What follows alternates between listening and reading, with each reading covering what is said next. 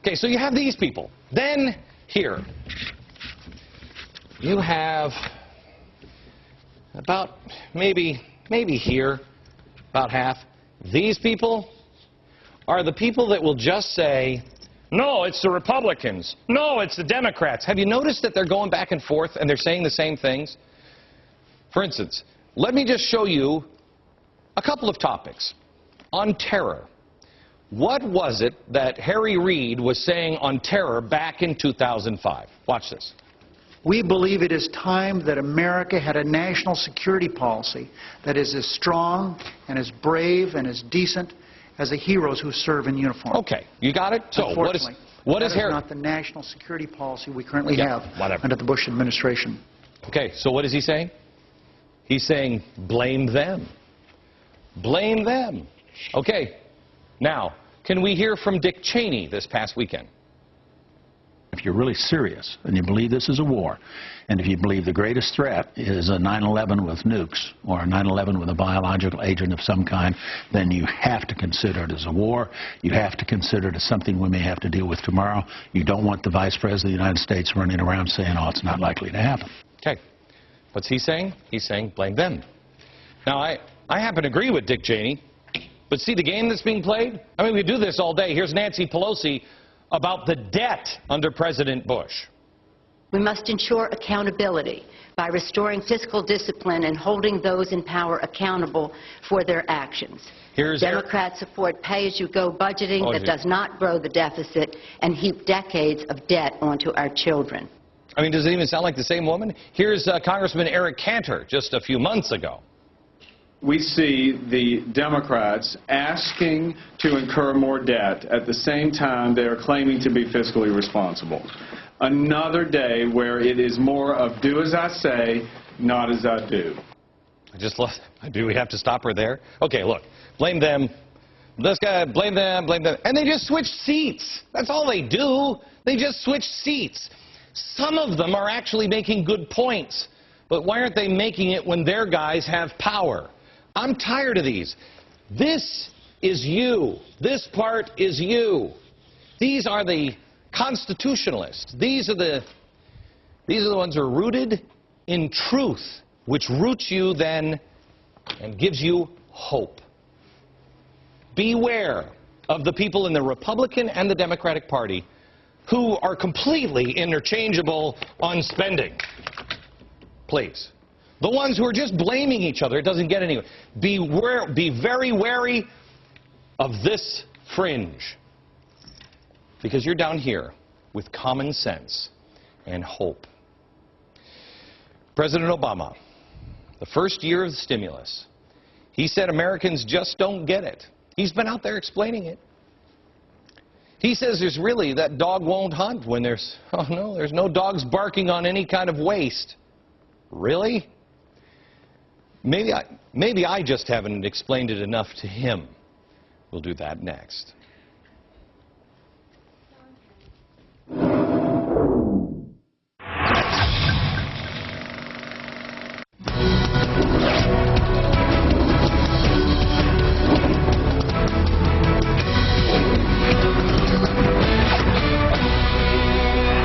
It is the happiest of anniversaries, and President Obama celebrated the stimulus plan's one-year birthday party with a speech. And it was electrifying and positively mind-numbing at the same time.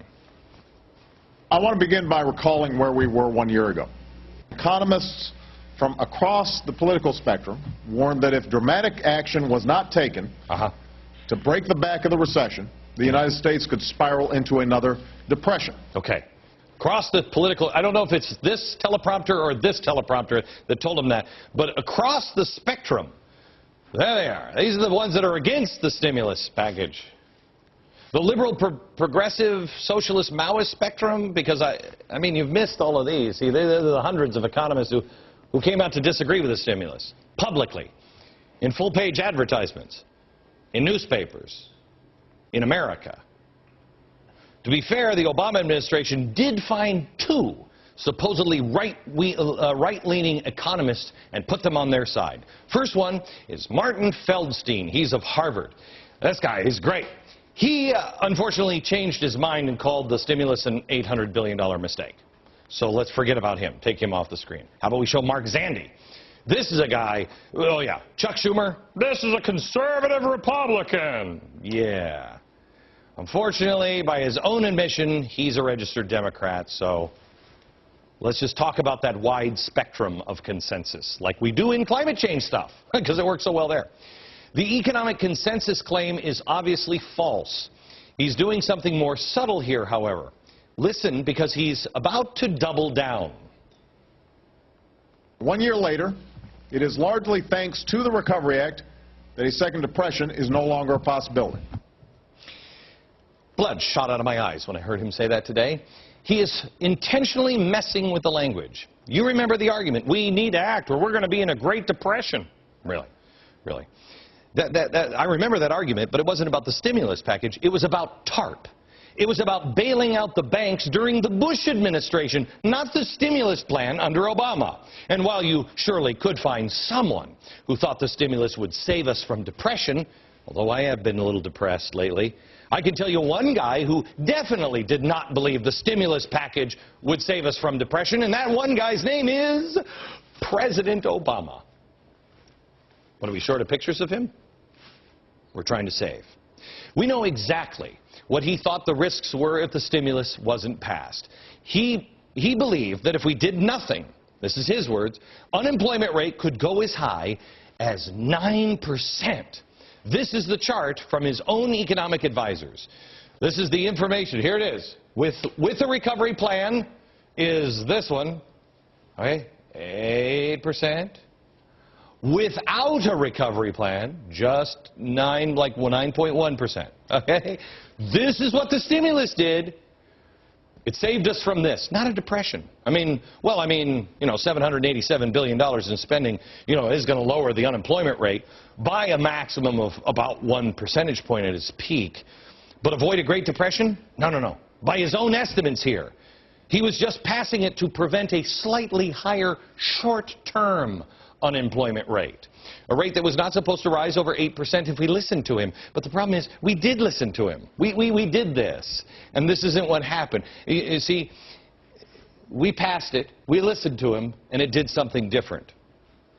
If he actually believed that 9% unemployment was the Great Depression, then his presidency has just created a situation worse than the Great Depression. Feel free to use that one in your re-election ad, President Obama.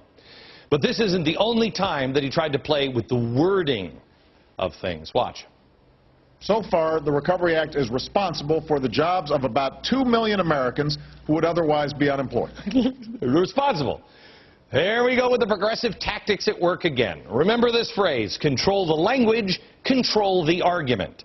Common sense has destroyed the credibility of any kind of claim that it saved or created 1 billion jobs. So, change the language, control the argument.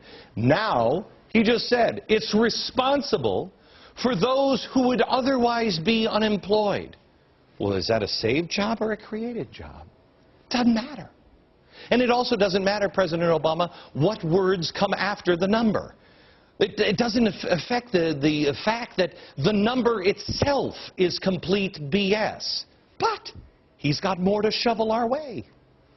I'm grateful that Congress agreed to my request that the bill include no earmarks, that all projects receive funding based solely on their merits. Oh.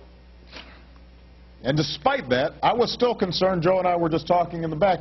When this thing passed, we said $787 billion somewhere. There's going to be some story of some money that ended up being misspent. $787 billion spent out over 18 months. That's a lot. That's a lot of money. That is. And it is a testimony to Vice President Biden and his team that, as Joe puts it, the dog so far at least hasn't barked.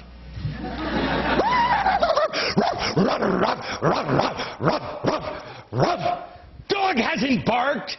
It's like a pack of wild Cujos ripping up the flesh of the American people. We've given you a dozen examples over the past year, stimulus debacles. How about the wasteful programs? How about the incestuous handouts to invented congressional districts? Oh, and here's my favorite. Lawnmowers that magically created 50 jobs.